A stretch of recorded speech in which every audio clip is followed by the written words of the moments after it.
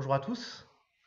Voilà, bienvenue à cette étude biblique du jeudi 23 avril 2020 que vous pourrez bien sûr regarder dès ce jeudi, fin d'après-midi ou soirée, ou évidemment à tout moment ensuite dans les jours qui viennent. Nous savons que l'horaire du jeudi soir, qui est dans nos horaires habituels dans notre vie d'église, n'est pas forcément le meilleur horaire pour tous, surtout si on est confiné avec des enfants, etc. Et donc, voilà, c'est aussi le sens d'avoir ces vidéos qui ne sont pas en direct, mais qui sont ensuite consultables à tout moment. Eh bien, ce soir, nous commençons une nouvelle série d'études bibliques sur le livre du prophète Malachie. Alors, petite opération transparence, il s'agit d'études un peu retravaillées à partir d'études qui ont été faites dans le cadre du cercle biblique l'an dernier par Paul Baudouin et moi-même. Donc, en alternance l'un avec l'autre, nous avons traversé ce livre du prophète Malachie dans le cadre du cercle biblique, cette réunion du vendredi après-midi une fois par mois qui réunit quelques personnes. Et voilà, nous avons pensé pour sans doute en tout cas pour plusieurs semaines, pour les semaines qui viennent, nous avons pensé donc reprendre ces études sur le prophète Malachie, qui somme toute ont été suivies par peu de personnes dans l'Église. Et puis pour ceux qui les ont entendus au cercle biblique, j'espère que ça ne les découragera pas de les entendre à nouveau dans ce cadre-ci. Alors, pour ce qui est de l'étude d'aujourd'hui, je vais à la fois introduire un petit peu le livre de Malachie, et puis ensuite on va prendre un temps pour étudier le chapitre 1, les versets 1 à 14, c'est-à-dire en fait la totalité du chapitre 1. Prophète Malachie donc. Donc on va attaquer. Je vais juste prier avant de commencer ce temps d'étude. Prions. Notre Dieu, notre bon Père Céleste, nous voulons te remercier pour la grâce que tu nous fais de pouvoir étudier ta parole régulièrement. Merci pour la grâce que tu nous fais de pouvoir continuer à le faire dans cette période où nous ne nous rassemblons pas. Merci parce qu'au-delà du fait que tous nous avons la possibilité de lire la parole chez nous, de divers moyens, merci parce que tu nous permets aussi d'avoir ces rencontres virtuelles qui nous permettent de maintenir quelque chose du lien qui nous unit. Et nous te remercions parce que nous sommes conscients que c'est vraiment une bénédiction de ta part. C'est aussi un signe de ta bienveillance, alors même que nous vivons des temps difficiles. Merci donc, Père, et puis veuille bénir cette étude du prophète Malachie, non seulement celle d'aujourd'hui, mais celles qui suivront les jeudis suivants. Nous te bénissons, nous te remercions, Père, pour tout ce que tu fais pour nous. Veuille par ton esprit éclairer notre entendement pour que nous puissions recevoir ta parole. Et c'est au nom de ton Fils Jésus-Christ que nous prions. Amen. Voilà le prophète Malachie. Alors, on va commencer, donc je le disais, par une introduction générale sur ce prophète, qui sera brève. Quelques mots sur le contexte. Alors Malachie, vous l'aurez constaté en ouvrant votre Bible, si vous ne l'avez pas encore fait, je vous invite à ouvrir vos Bibles au prophète Malachie. Eh bien, c'est le dernier livre de l'Ancien Testament dans l'ordre le plus courant, l'ordre auquel nous sommes habitués. Il existe deux principales manières d'ordonner les livres du canon de l'Ancien Testament. Il y a la classification traditionnelle juive, et puis qui se termine par le livre des Chroniques. Et il y a pas mal de différences par rapport à celles que nous connaissons habituellement. Il y a quelques traductions françaises qui adoptent cet ordre-là, mais elles sont rares. Dans l'ensemble, nos Bibles françaises et globalement les Bibles, les traductions qui existent de la Bible dans le monde entier reprennent plutôt l'ordre grec du Nouveau Testament. Je ne vais pas rentrer de l'Ancien Testament. Donc, lorsque l'Ancien Testament a été traduit en grec, un ordre un peu différent a été adopté, et c'est cet ordre-là auquel nous sommes habitués. Et bien dans cet ordre-là, donc dans nos Anciens Testaments, je pense quasiment tous parmi nous, le livre de Malachie est le dernier livre de l'Ancien, décidément, de l'Ancien Testament. Malachie est le dernier livre de l'Ancien Testament. Et quel que soit l'ordre qu'on adopte d'ailleurs, Malachie est le dernier livre de l'Ancien Testament, en tout cas le dernier livre des prophètes, dans l'ordre chronologique. Donc chronologiquement, sa place tout à la fin de l'Ancien Testament a du sens. Et on verra même que le contenu du texte et la manière dont Malachie se termine nous, nous invite à attendre ce qui va venir avec la venue de Jésus plusieurs siècles plus tard et le Nouveau Testament. Un très estimé collègue le disait, Malachie est la dernière prophétie avant le silence de Dieu, silence de 4 siècles, silence qui a pris fin avec la venue de Jean-Baptiste puis de Jésus. Donc il y a eu cette période de silence de Dieu où il n'y a pas eu de révélation qui fasse autorité de la part de Dieu. Et c'est pas comme s'il s'était rien passé pendant ces 4 siècles, hein, ni pour Israël, ni pour le monde entier, évidemment. C'est passé pas mal de choses, mais Dieu n'a pas révélé d'écriture pendant cette période-là. Et donc, quand on termine Malachie, eh bien, la prochaine étape, c'est le début du Nouveau Testament. Euh, alors, la date de rédaction estimée par l'immense majorité, voire la totalité des commentateurs, c'est le courant du 5e siècle avant Jésus-Christ. Donc, dans les années 400 et quelques avant Jésus-Christ, hein, si vous suivez. Euh, donc, de même que le 20e siècle, c'est les années 1900, et que le 21e siècle, c'est les années 2020, eh bien, le 5e siècle, ce sont les années 400 avant Jésus-Christ. Ça, c'est juste des mathématiques. Donc, 5e siècle avant Jésus-Christ. Alors, où en est-on au 5e siècle avant Jésus-Christ? On se situe après, et c'est très important, après le retour d'exil du peuple juif, du peuple juif et notamment du royaume du Juda au sud, qui avait duré plus longtemps que le royaume du nord, à Babylone. Donc le célèbre et grand exil d'environ 70 ans à Babylone a pris fin, le peuple est revenu dans son pays. Le temple a été reconstruit, et on le voit au chapitre 2 du prophète Malachie. Et le fait que Malachie prophétise alors qu'un temple est à nouveau présent, ça requiert pour ce livre une date postérieure à 516 avant Jésus-Christ, qui correspond à la fin de la reconstruction du temple. Et du coup, ça nous place dans un contexte assez tardif, hein, relativement à l'histoire de l'Ancien Testament, donc vraiment tout à la fin, hein, comme je le disais tout à l'heure, et un contexte qui nous place à peu près à la même époque que les livres d'Esdras et de Néhémie, pour donner une idée. Donc on peut penser que le livre a été écrit entre 460 et 400 avant Jésus-Christ, apparemment. Et pour donner un point de repère, c'est en 445 que la muraille de Jérusalem a été reconstruite suite aux efforts de Néhémie. Donc on est à peu près à la même époque que Néhémie. Alors, que dire de plus sur ce contexte? Eh bien, on l'a vu, les Judéens, les Israélites sont de retour dans leur pays. Donc ça, c'est une très bonne nouvelle. C'est une réponse aussi, c'est une réponse aux promesses de Dieu. Euh, c'est une promesse que Dieu a tenue de faire revenir le peuple d'exil. Cela dit, on ne peut pas dire que le peuple soit tout à fait libre et il est loin d'être rétabli dans sa situation d'auparavant. Nous sommes en fait sous occupation perse. Donc ce sont les Perses qui ont vaincu les Babyloniens qui tenaient les Israélites en exil, et c'est cette victoire perse sur les Babyloniens qui a permis de libérer les Judéens pour qu'ils puissent retourner dans leur pays.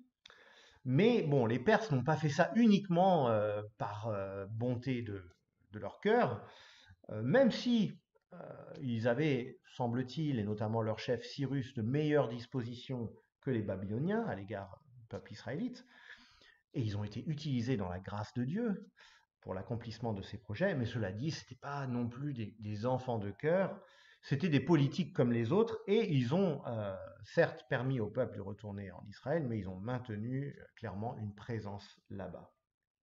On aura quelques indices dans le livre de Malachie, il est question par exemple du gouverneur à un moment, et le gouverneur, ça c'était une réalité de l'Empire perse. Il n'y avait pas de gouverneur en Israël auparavant, c'était juste des rois. Et donc là, c'est un de ces indices de la présence des Perses à Jérusalem. Et ce contexte que je viens de décrire, il éclaire le livre de Malachie. d'un côté, Dieu a tenu sa promesse, le peuple a été libéré de l'exil à Babylone, le temple a été reconstruit. Mais d'un autre côté, il faut reconnaître que la situation reste bien difficile à plusieurs égards. Le pays n'est pas autonome politiquement, loin de là. La corruption est très présente, on le voit en lisant ce livre, et on le voit aussi chez d'autres prophètes tardifs de l'Ancien Testament.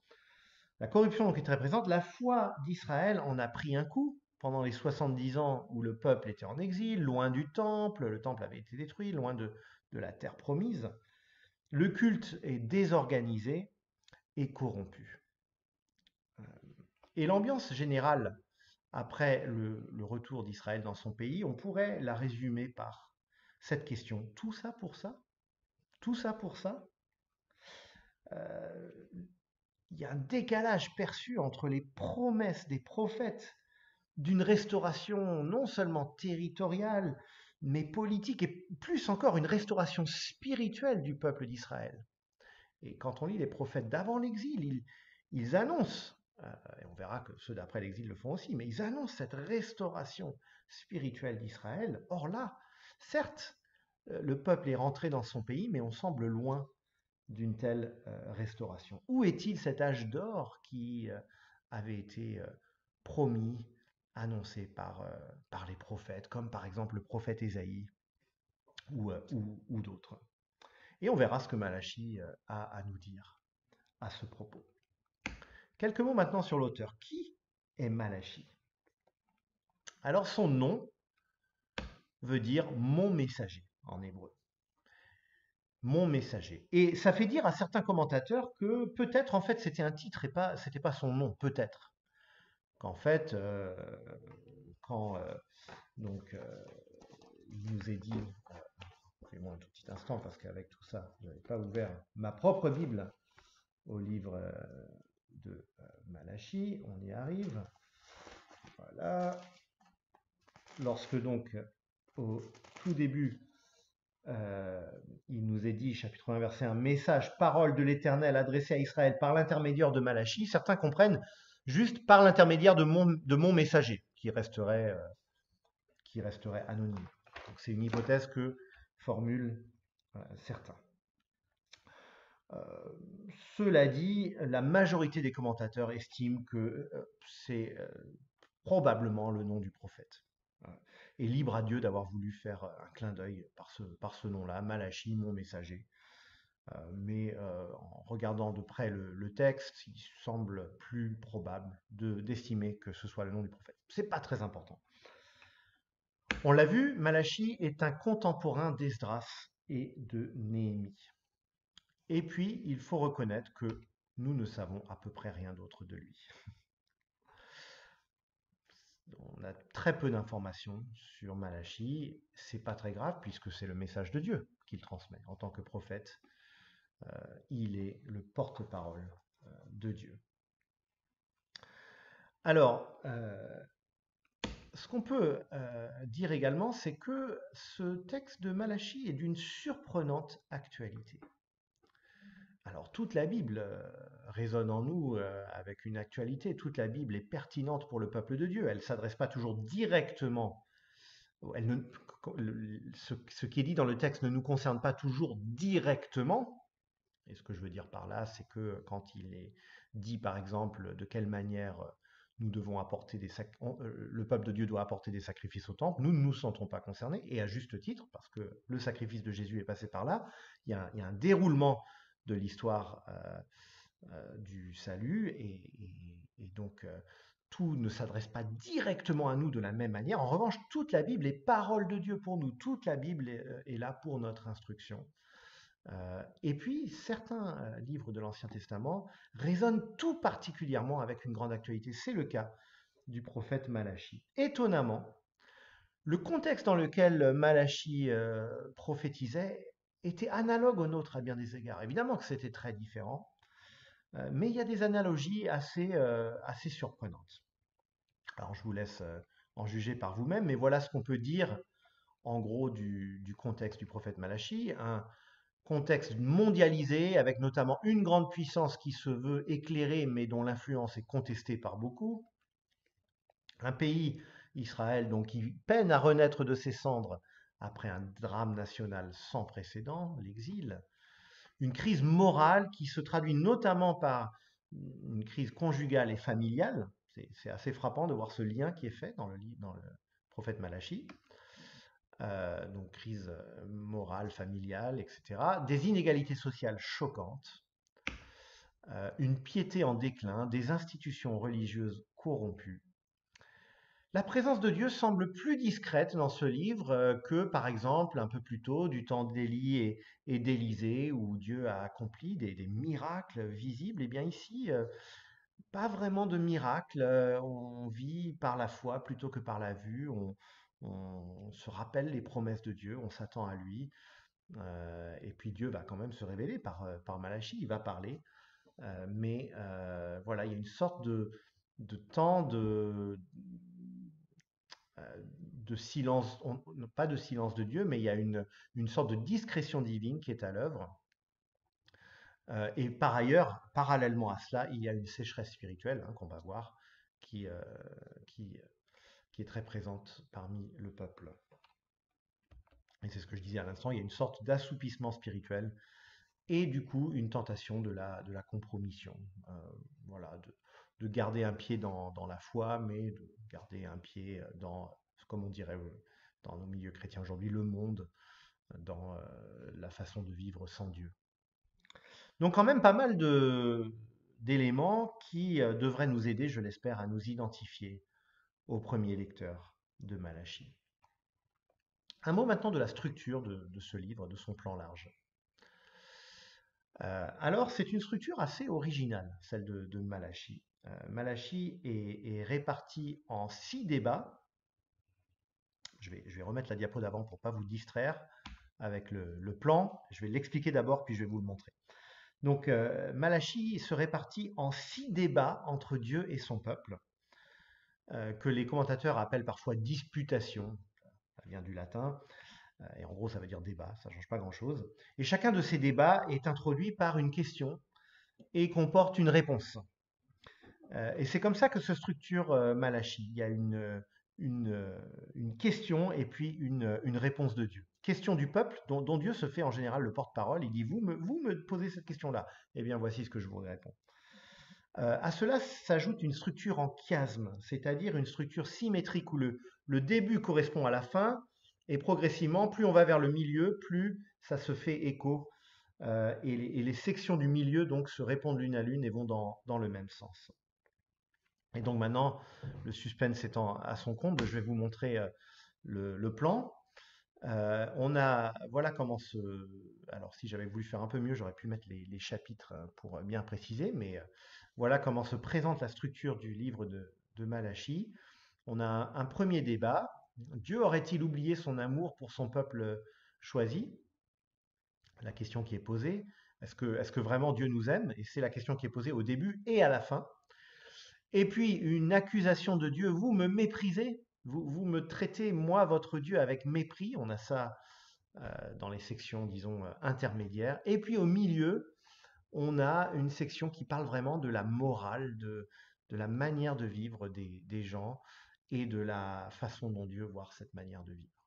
Et notamment la question du mariage et de la famille qui vient presque, alors qu'on s'y attend pas dans un sens, mais qui vient là et qui semble comme un symptôme d'une mauvaise santé spirituelle du peuple. Donc voilà ce qu'on peut dire sur la structure de Malachie. Et donc pour résumer un peu cette introduction, on peut dire que le message de Malachie est celui-ci. Dans un cadre de mépris contre Dieu et de défiance vis-à-vis de son amour et de son alliance, le cœur du propos de Malachie est une dénonciation de l'injustice sociale et conjugale notamment, symptôme d'un peuple spirituellement malade. Une dénonciation de l'injustice, symptôme d'un peuple spirituellement malade. Et on peut dire donc d'une certaine manière que le livre de Malachie nous montre la parole de Dieu qui vient, qui intervient dans un désert spirituel. La parole de Dieu qui va s'adresser à un peuple en plein désert. Voilà ce qu'on peut dire de façon un peu générale sur le prophète Malachie. Je vous propose maintenant de lire le texte du chapitre 1. Je vais mettre les diapos à l'écran et puis vous avez, je pense, le texte sous vos yeux. Donc c'est comme vous préférez. Allez, on y va. Malachie chapitre 1. Message, parole de l'Éternel adressée à Israël par l'intermédiaire de Malachie. Je vous ai aimé, dit l'Éternel, et vous dites, en quoi nous as-tu aimés? Ésaü n'est-il pas le frère de Jacob? Déclare l'Éternel. Cependant, j'ai aimé Jacob et j'ai détesté Ésaü. J'ai livré ses montagnes à la dévastation, son héritage au chacal du désert. Si Édom prétend, nous sommes détruits, mais nous relèverons les ruines, voici ce que dit l'Éternel, le Maître de l'univers, qu'ils construisent. Je démolirai, et on les appellera pays de la méchanceté, peuple contre lequel l'Éternel est irrité pour toujours. Vos yeux le verront, et vous direz, l'Éternel est grand, même en dehors des frontières d'Israël. Un fils honore son père et un serviteur son maître. Si je suis père, où est l'honneur qui me revient? Si je suis maître, où est la crainte qui m'est due? Dit l'Éternel, le Maître de l'univers, à vous les prêtres, qui méprisez mon nom et qui dites, en quoi avons-nous méprisé ton nom? Vous offrez sur mon autel des aliments impurs et vous dites, en quoi t'avons-nous souillé? C'est en disant, la table de l'Éternel est dérisoire. Quand vous offrez en sacrifice une bête aveugle, n'est-ce pas mal? Quand vous offrez une bête boiteuse ou malade, n'est-ce pas mal? Offre-la donc à ton gouverneur. Te recevra-t-il bien? Te fera-t-il bon accueil? Dit l'Éternel, le Maître de l'univers. Et maintenant, priez Dieu pour qu'il ait pitié de nous. C'est de vous que cela vient. Vous recevra-t-il favorablement? Dit l'Éternel, le Maître de l'univers.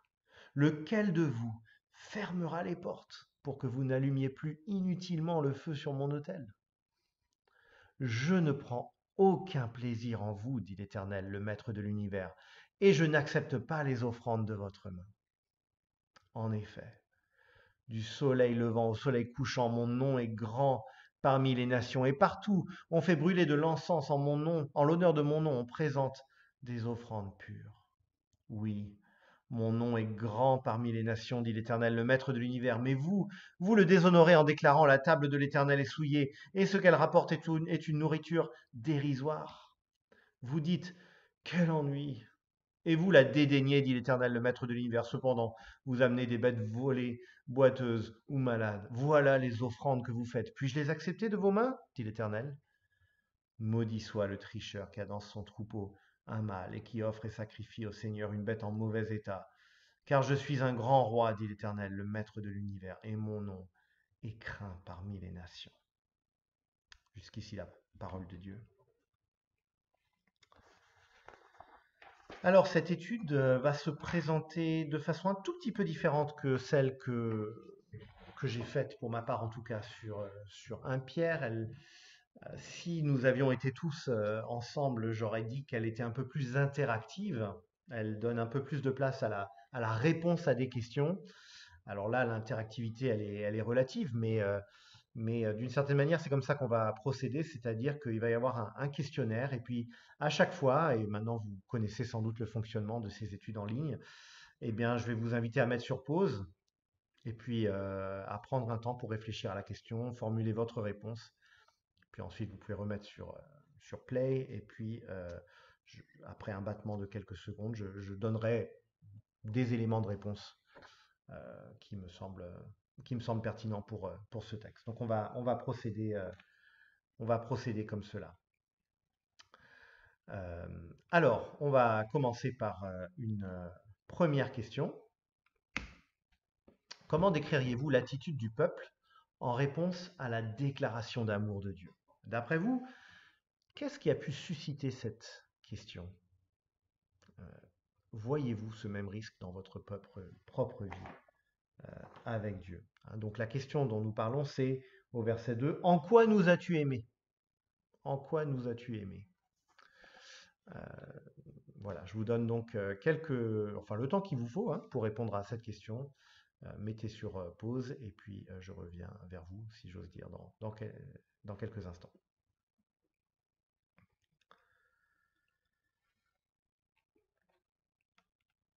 Voici donc ce que le peuple répond à la déclaration d'amour de Dieu.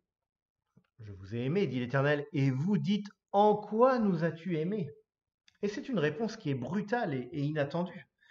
Imaginez un amoureux qui dit à son amoureuse, ou vice-versa, je t'aime, pour s'entendre répondre, ah bon, vraiment? En quoi m'aimes-tu? En quoi m'as-tu aimé? Mais c'est encore beaucoup plus choquant quand c'est le Dieu Tout-Puissant qui déclare son amour à son peuple et que c'est le peuple qui répond ainsi. Et ça pose la question, comment devient-on ingrat devant l'amour de Dieu? C'est une question qu'il est bon de méditer de temps en temps et même régulièrement. Je pense que l'ingratitude, c'est une tentation lorsque nous passons par des temps difficiles ou même simplement par des temps de sécheresse spirituelle. Et où on peut en arriver à cette question, mais au fond, qu'est-ce que ça m'apporte de connaître Dieu? Qu'est-ce que ça change vraiment dans ma vie? Qu'est-ce que ça change vraiment d'être chrétien, de faire partie de son peuple? Est-ce que ma vie est si différente, franchement, de celles et ceux qui ne le connaissent pas? C'est une pensée qui peut nous venir quand on passe par un temps de sécheresse spirituelle. Mais finalement, qu'est-ce que ça change? L'amour de Dieu. Moi, je veux bien chanter à l'église un chant sur l'amour de Dieu qui de loin surpasse ce qu'en peut dire le cœur humain, mais au fond, qu'est-ce que ça veut dire vraiment?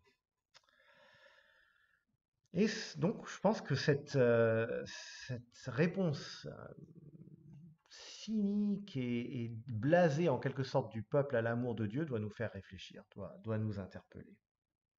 En quoi nous as-tu aimés? Et en même temps, c'est une question qui peut être féconde. Alors, Dieu va répondre, on va voir qu'il va répondre à cette question du peuple. Alors, si on pense un instant au contexte d'Israël, l'occupation perse, ainsi que le contexte qu'on a décrit de corruption, de médiocrité, du culte, de médiocrité spirituelle, tout ça, ça fait partie de l'arrière-plan évidemment. Plus que l'idolâtrie qui était le grand danger avant l'exil, plus qu'un danger, le peuple s'était fourvoyé, c'est pour ça qu'il a été amené en exil, parce que les gens s'étaient tournés vers des idoles en grand nombre, Baal et compagnie. Là, c'est pas tellement l'idolâtrie ouverte comme ça, on va carrément adorer, se prosterner devant une statue. C'est plutôt une tiédeur spirituelle. Et on y reviendra, bien sûr. Deuxième question. Quelle est la réponse de Dieu au cynisme du peuple? Et cette réponse, on la voit au verset 2 à 5. Prenez quelques instants, le temps qu'il vous faut, mettez sur pause et nous mettons ensuite en commun.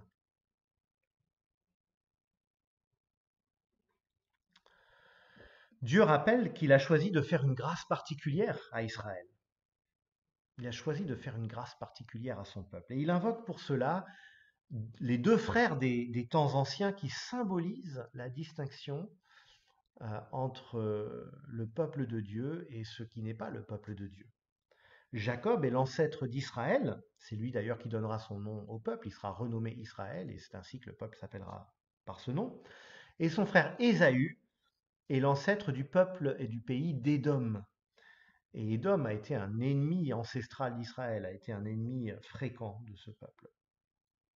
Alors la suite du texte montre qu'en fait, c'est moins l'histoire individuelle de Jacob et d'Ésaü, qui est une histoire véridique. Il y a vraiment eu ces deux frères et voilà, ça nous est raconté dans le livre de la Genèse. C'est moins l'histoire des deux frères eux-mêmes que Malachie veut approfondir et souligner que l'histoire des peuples qui sont issus d'eux. Les descendants de Jacob, on l'a dit, étaient les Israélites, les descendants d'Ésaü étaient les Édomites. Or, au temps de Malachie, eh bien, cette question d'Israël et d'Édom, elle est très actuelle, puisque à cette époque, le pays d'Édom, qui correspond en gros à une partie de la Jordanie actuelle, est en pleine déroute face aux Arabes nabatéens. Les Édomites doivent s'exiler vers le nord, et ça va être en fait la fin définitive du royaume d'Édom. L'histoire le confirmera. Donc Dieu rappelle implicitement que si Israël, Juda, a bien été restauré, Édom, en revanche, a été détruite pour toujours. et sera détruite pour toujours. Hein. Au moment où Malachie parle, ce n'est pas encore le cas, ça en prend la direction, mais ça sera confirmé plus tard. L'amour de Dieu pour son peuple, donc, se montre. Qu'est-ce que Malachie veut montrer par là? Qu'est-ce que Dieu surtout veut montrer par là? L'amour de Dieu pour son peuple se montre par sa fidélité à son alliance. Il permet certes à son peuple d'être éprouvé, mais la relation n'est jamais rompue. Au contraire, Dieu va continuer d'intervenir en sa faveur. Et c'est là une preuve de son amour. C'est un rappel utile pour nous aussi, dans la communion avec Dieu, malgré nos reculs, malgré nos fautes, malgré nos ingratitudes, Dieu maintient sa fidélité. Dieu maintient sa fidélité. Et nous pouvons certainement en témoigner, nous qui sommes chrétiens, malgré les épreuves, malgré les temps de sécheresse aussi, Dieu reste fidèle. Et puis, il y a l'échelle individuelle qui nous vient spontanément à l'esprit, mais le parallèle le plus proche encore, c'est la fidélité de Dieu à son Église, au sens universel, à son peuple, au peuple de Jésus-Christ, malgré tant d'épreuves, tant d'éloignements, tant de déceptions de la part de l'Église, tant de compromissions, etc. Eh bien, Dieu est resté fidèle. Dieu a toujours permis que le peuple vive, que des hommes et des femmes se tournent vers Jésus-Christ, reçoivent le Saint-Esprit, grandissent dans la foi, proclament l'Évangile et que le peuple continue de grandir. Et ça, c'est une marque de l'amour de Dieu. C'est une marque de la fidélité de Dieu. Et donc, Dieu répond à son peuple qui lui dit « Ah bon, en quoi nous as-tu aimés ?» Il lui dit « Mais regardez ma fidélité. Considérez que j'ai toujours été là pour vous, même dans les pires moments, même dans l'exil. Il y a encore eu des prophètes qui ont parlé pendant l'exil. Le prophète Ézéchiel, par exemple. Et je suis resté fidèle. Et maintenant, comme je l'avais promis, vous êtes revenus dans votre pays. » Donc la fidélité de Dieu, et c'est interpellant pour nous aussi, la fidélité de Dieu est une réponse de Dieu à notre question, est-ce que tu nous aimes vraiment? À cela, à la lumière de l'Évangile, nous pouvons ajouter que la venue de Jésus-Christ dans notre condition humaine, que sa mort sur la croix à notre place pour nos péchés et que sa résurrection, eh bien, sont des preuves irréfutables de l'amour de Dieu pour nous. On passe à la question suivante. N'est-ce pas injuste pour Dieu d'avoir aimé Jacob et détesté Ésaü? Verset 2. Comment comprenez-vous cette phrase? Donc c'est une petite parenthèse que nous faisons, mais on ne peut pas passer à côté de cette phrase qui peut nous choquer. Et je vous propose donc de prendre quelques instants à nouveau pour y répondre.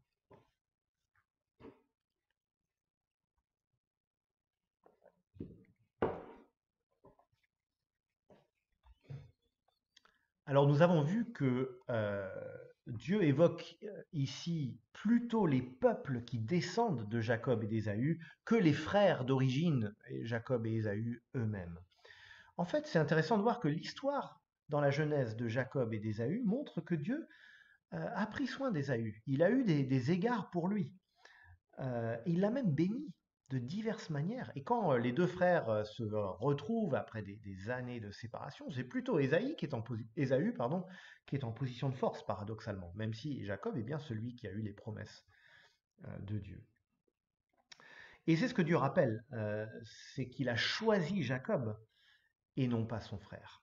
Alors le verbe détester dans l'hébreu peut, et ça les commentateurs sont unanimes avec des preuves à l'appui pour le montrer, c'est un verbe qui dans la pensée hébraïque peut revêtir plutôt le sens de ne pas choisir, se détourner de, rejeter. Alors ça reste dur à entendre sans doute, mais c'est plutôt ça peut être plutôt ce sens-là que le sens d'une détestation au sens où nous l'entendons, d'une haine, d'un sentiment de haine. Donc ça, c'est un premier élément. C'est plutôt une opposition. L'hébreu aimait beaucoup les oppositions.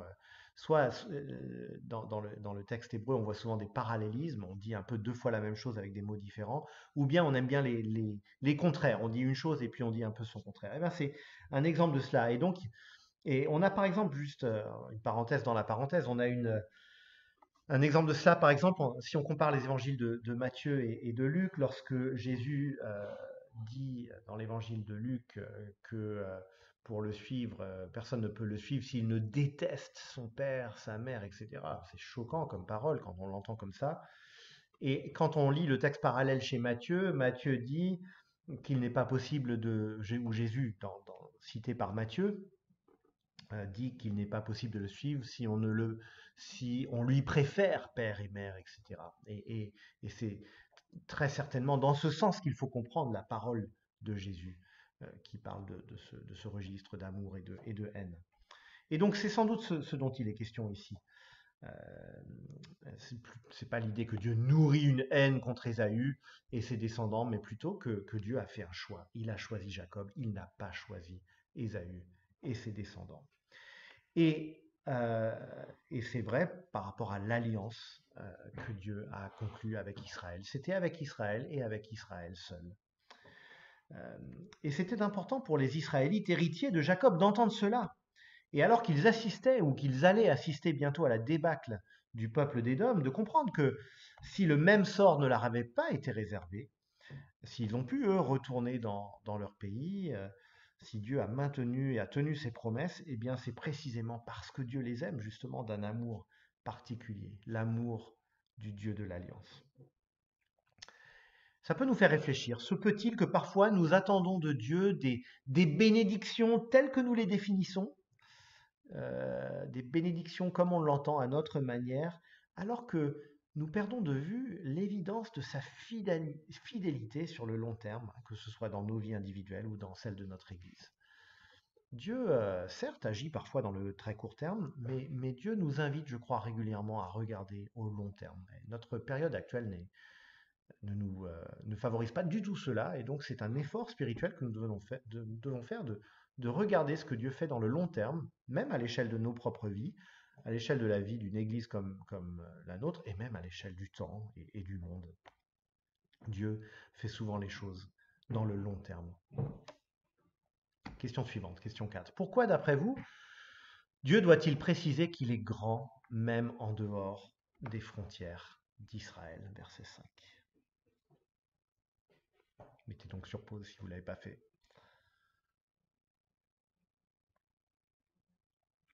Alors sans doute que les Israélites étaient tentés par le relativisme. Oui, d'accord, ils avaient un Dieu, ils avaient leur Dieu, mais tous les peuples n'ont-ils pas leur Dieu, après tout? Chacun son Dieu. Et c'est une attitude particulièrement courante aujourd'hui, évidemment. Nous sommes dans une période très relativiste. Et ça a un impact bien sûr sur les chrétiens. Ça nous tente cette façon de penser. Ah, après tout, chacun sa route, chacun son chemin, passe le message à tes voisins. Voilà ce genre de pensée où chacun finalement fait comme il veut. Alors, il est juste de respecter le fait que les uns et les autres aient leur croyance. Dieu ne nous appelle pas à imposer notre foi à qui que ce soit. On le voit dans le Nouveau Testament, à aucun moment la contrainte n'est utilisée pour faire croire les gens. Et l'Église s'est justement fourvoyée dans ce sens-là à plusieurs reprises dans l'histoire, alors que dans le Nouveau Testament, la foi est toujours affaire de conscience devant Dieu et de conviction et de foi. Donc il ne s'agit pas de dire qu'il faut imposer sa foi aux autres et qu'il ne faut pas vivre en bonne intelligence, en société avec d'autres. Cela dit, Dieu est Dieu. Il n'y a pas un Dieu pour nous, et puis un Dieu pour les musulmans, et un Dieu pour les bouddhistes, et un Dieu pour... Non, Dieu est Dieu. Le Dieu de la Bible est le seul vrai Dieu. Si on ne croit plus ça, on sort du christianisme. On sort du christianisme. Et Dieu est le maître de l'histoire. Et c'est ça qu'il faut comprendre, je pense, dans ce verset 5. C'est Dieu qui agit dans l'histoire d'Édom. C'est Dieu qui agit dans l'histoire d'un point de vue général. Il a choisi Israël d'entre les nations précisément alors qu'il est le maître des nations et qui tient Édom aussi dans sa main. Le Dieu de la Bible est le Dieu à qui tous doivent allégeance. Donc c'est pas simplement notre Dieu par opposition à d'autres dieux qui seraient légitimes pour d'autres. Tous sont appelés à connaître le seul vrai Dieu. Et on peut penser que si Dieu rappelle cela, c'est aussi pour qu'Israël prenne conscience à nouveau de son privilège d'avoir été choisi par le seul vrai Dieu. Donc Dieu veut rappeler à Israël qu'il est le Dieu du monde entier et pourtant il a choisi Israël en propre et il agit dans l'histoire des autres. Et je crois que c'est ça que Dieu veut que son peuple comprenne lorsqu'il dit l'Éternel est grand même en dehors des frontières d'Israël.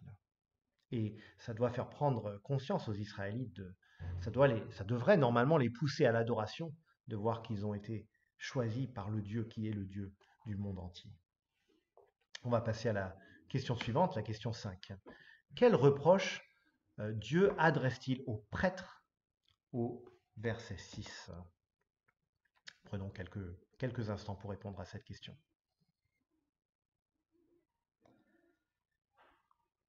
Eh bien, si on lit ce verset 6, on prend conscience que Dieu reproche aux prêtres, aux responsables spirituels du peuple, de le mépriser. Alors ça en dit long sur la santé spirituelle du peuple. Si même les responsables spirituels et ceux qui organisent le culte et ceux qui sont censés être à l'époque les intermédiaires d'une certaine manière entre Dieu et le peuple, si même eux ne prennent plus le peuple au sérieux, alors que dire du reste du peuple? Vous entendez peut-être un peu ma petite famille par derrière. C'est le direct, mesdames et messieurs. Pas vraiment du direct, mais on se comprend. Donc si même les responsables spirituels ne prennent plus le culte au sérieux, que dire du reste du peuple? Et c'est un rappel que dans la Bible, la piété et le zèle des responsables spirituels est toujours considéré comme essentiel pour la bonne santé du peuple plus largement. Et c'est un rappel pour notre temps aussi de l'importance que les conducteurs spirituels soient en bonne santé spirituelle. C'est frappant notamment dans l'Ancien Testament, dans les livres des rois et des chroniques, quand on voit un peu le bilan spirituel pour chaque roi. Quand le roi est bon, et bien ça a tendance à tirer le peuple vers le haut, quand il est bon non seulement dans l'exercice du pouvoir, mais surtout dans sa relation avec Dieu. Tandis que quand le roi lui-même est impie, se détourne de Dieu, et bien ça a des effets néfastes sur le peuple entier. Et quelle joie pour nous aujourd'hui d'être sous la royauté de Jésus-Christ, qui est le roi parfait, le roi irréprochable. Par contre, les églises aujourd'hui encore ont des conducteurs spirituels, qui ne sont pas des rois, loin de là, mais qui doivent être aussi en bonne santé spirituelle. Pas parfaits, mais en bonne santé spirituelle. Et l'Église doit prier pour eux en ce sens, et je sais que vous le faites. Vous priez pour nous, anciens de l'Église, et qui sommes appelés à conduire l'Église. Et nous-mêmes, anciens, responsables, nous devons nous laisser examiner par Dieu, examiner par sa parole, examiner même par le peuple de Dieu, par l'Église, pour s'assurer que nous restons fidèles à notre vocation. Et donc on voit dans ce verset 6 que après s'être adressé au peuple en général, eh bien Dieu s'adresse plus particulièrement à ceux qui devraient être ses conducteurs et leur dit: mais vous me méprisez. Vous méprisez mon nom. C'est une accusation extraordinairement grave. Question suivante, la question 6. À quoi ce mépris se voit-il? Verset 8. Prenez quelques instants pour répondre à cette question. Eh bien, ce mépris de Dieu, il se voit d'une manière très concrète par les offrandes réticentes et nonchalantes des Israélites. Alors là, ça nous amène dans un contexte qui n'est plus le nôtre et qui peut donc nous surprendre un peu. Mais quand vous offrez, dit Dieu, en sacrifice une bête aveugle, n'est-ce pas mal? Quand vous offrez une bête boiteuse ou malade, n'est-ce pas mal? Offre-la donc à ton gouverneur, te recevra-t-il bien? Te fera-t-il bon accueil? Dit l'Éternel, le maître de l'univers. En gros, Dieu accuse son peuple de faire le job de la religiosité en surface, mais de donner les miettes de leur adoration à Dieu. Non pas ce qu'ils ont de plus précieux, mais de donner de leur superflu. Et là, il y a une tentation extraordinairement actuelle. Qu'est-ce qu'on est prêt à donner à Dieu? Et finalement, au fond, qu'est-ce que ça dit de notre santé spirituelle? Si en fait je vis ma vie en gros seul, de mon côté, et puis là où j'ai un petit peu de marge en plus, un petit peu de bonus, je me dis: ah tiens, ce petit bonus-là, je pourrais le donner à Dieu. Ça, je peux faire un petit peu de place pour Dieu dans ma vie. J'ai entendu une fois un prédicateur, c'était pas à la rue de Sèvres, dire ça: faites un petit peu de place à Dieu dans votre vie. C'est pas ce qu'enseigne la Bible. Dieu prend toute la place dans nos vies.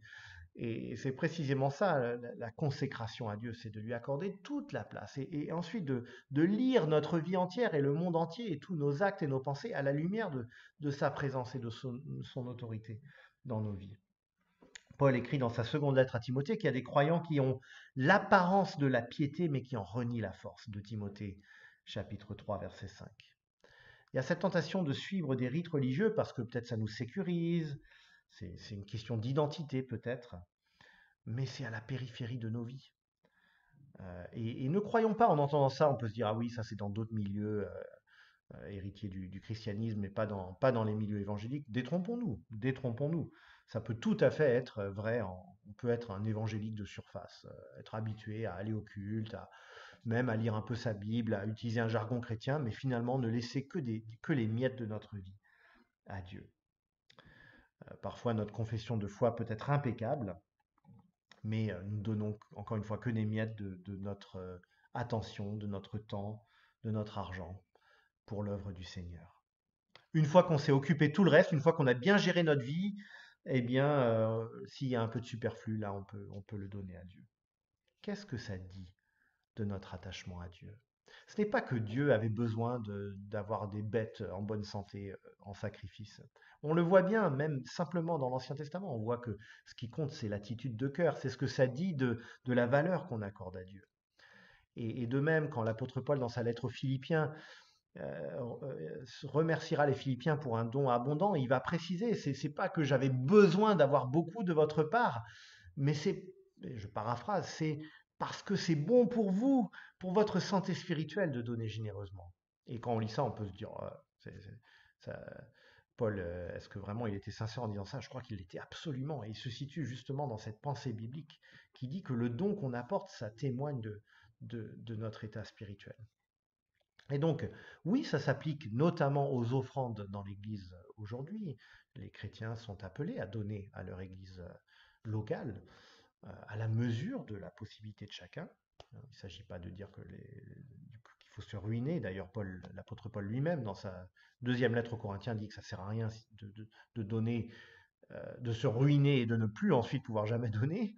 Mais en revanche, c'est plutôt quelle importance on accorde à l'œuvre de Dieu, que ce soit dans l'église locale et même au-delà. Quelle importance on accorde à l'œuvre de Dieu.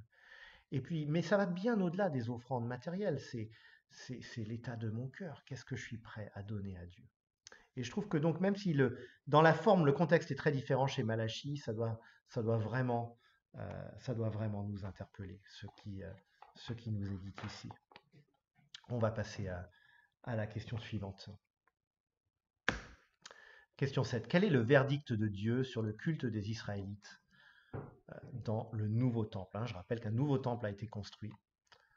Quel est le verdict de Dieu? Et je mets le verset 10 et prenez quelques instants pour répondre à la question. Ce verdict, il est sans appel et il faut entendre sa gravité. Je n'accepte pas les offrandes de votre main. Waouh! Je n'accepte pas les offrandes de votre main. Dieu rejette le culte de son peuple. C'est très très fort. Le peuple s'est égaré et dans les faits, il croit l'adorer en surface, mais il ne l'adore plus réellement parce que son cœur n'y est plus disposé. Et Dieu va jusqu'à dire, autant fermer les portes du temple. Lequel de vous fermera les portes? Tant qu'à faire, fermez les portes du temple. Imaginez Dieu disant ça à une église locale. Autant fermer les portes de l'église. Alors vous me direz, c'est peut-être pas le meilleur exemple en ce moment, mais on se comprend. Dieu veut que notre culte, notre adoration soit authentique. Et une fausse adoration qui garde la forme extérieure mais qui ne correspond pas au cœur, ça n'a aucune valeur pour lui. Ça n'est pas de l'adoration. Et si c'est le cas, dit-il aux Israélites avec une grande sévérité, autant fermer les portes du temple. Ça ne sert plus, le temple ne sert plus à rien. C'est intéressant de noter que là, on est au 5e siècle avant Jésus-Christ, mais on n'est déjà pas loin de la dénonciation du temple par Jésus, quand il renverse les tables du temple des commerçants, etc. Et c'est un rappel que la forme du culte, le rituel en lui-même du culte, la liturgie, quelle qu'elle soit, même une liturgie évangélique à notre manière, ça n'a jamais été une fin en soi pour Dieu. Et même dans le cadre de l'Ancienne Alliance, ça avait beaucoup d'importance, la forme, plus qu'aujourd'hui. Mais malgré tout, ce qui comptait, c'était quand même le cœur. La forme disait le cœur. Et depuis le début de l'histoire de Jésus, ce sont des vies transformées que Dieu désire. On va passer à la question suivante, question 8. Pour Malachie, l'égarement des prêtres est-il irrévocable? Est-ce que c'est fichu pour les prêtres? Justifiez votre réponse. d'après le texte, et notamment les versets 8 à 9. Prenez quelques minutes pour répondre à cette question.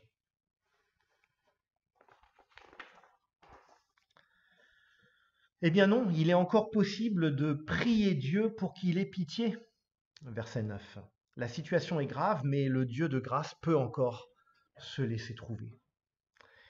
Et à noter que c'est souvent le cas dans les textes de jugement dans la Bible. Si le verdict est sans appel, en revanche, la repentance peut encore ouvrir la voie à son pardon. Et c'est bien pour cela d'ailleurs, en premier lieu, que Malachie prophétise. C'est pour que justement le peuple de Dieu revienne à son bon sens. Si Dieu envoie Malachie parler au peuple, c'est parce qu'il est encore possible pour le peuple de se repentir et de revenir à son Dieu. Et nous, en quoi est-ce que avons-nous déjà besoin d'entendre un appel à revenir à Dieu? Je laisse la question ouverte pour que chacun puisse s'examiner. Je pense que parfois nous avons besoin d'un grand retour à Dieu parce que nous nous sommes vraiment égarés. Mais régulièrement dans la vie chrétienne, nous avons besoin de se recentrer, de se recadrer. J'utilise comme sans doute beaucoup d'entre vous l'application Waze comme GPS, même si en ce moment je ne conduis pas. Et il y a cette possibilité de recentrer, où tout d'un coup on y voit plus clair parce que ça s'est décalé, on recentre la carte. Eh bien, dans la vie chrétienne, on a régulièrement, je crois, besoin de se recentrer. Alors, si vous regardez cette vidéo, cette étude biblique, c'est plutôt bon signe que vous avez un désir d'entendre la parole de Dieu. Mais restons vigilants et laissons la parole nous remettre en question. Laissons-la faire son œuvre dans nos vies. Question 9, qui est la dernière question. Comment comprenez-vous le verset 11 que voici? Prenez quelques instants pour répondre à cette question.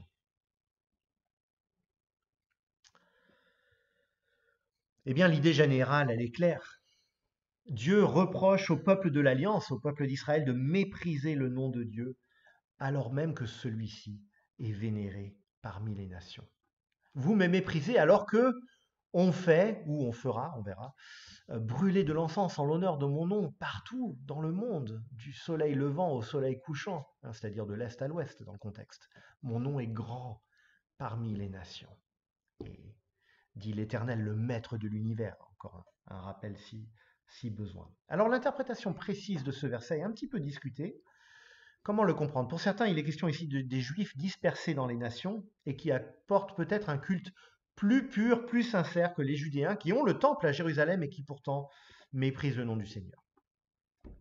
Ce n'est pas l'interprétation la plus satisfaisante à mon sens. Pour d'autres, deuxième lecture possible, il est question de la conscience universelle de Dieu et du fait que, comme l'écrira l'apôtre Paul quelques siècles plus tard, Dieu a voulu qu'ils, les hommes en général, de toutes les nations, cherchent le Seigneur et s'efforcent de le trouver en tâtonnant. Acte 17, 27, discours de Paul à Athènes. Et donc il serait question ici de la recherche de Dieu plutôt que d'un culte pur. Mais la difficulté de cette interprétation, c'est que justement, le texte nous dit que les nations présentent des offrandes pures à Dieu. Et ça, on ne peut pas tellement le dire de cette ère de tâtonnement des nations. Pour d'autres, enfin, dernière lecture possible, il s'agit en fait d'une prédiction du futur. Et le texte hébreu permet cette interprétation, que ça soit au futur plutôt qu'au présent. Et Dieu, dans ce cas, annoncerait qu'un jour, des hommes et des femmes du monde entier lui apporteraient un culte pur. Et c'est une annonce, dans ce cas-là, de la nouvelle alliance. C'est cette interprétation, pour ma part, qui me paraît la plus probable et qui est quand même retenue par la plupart des commentateurs. Quelques mots de conclusion.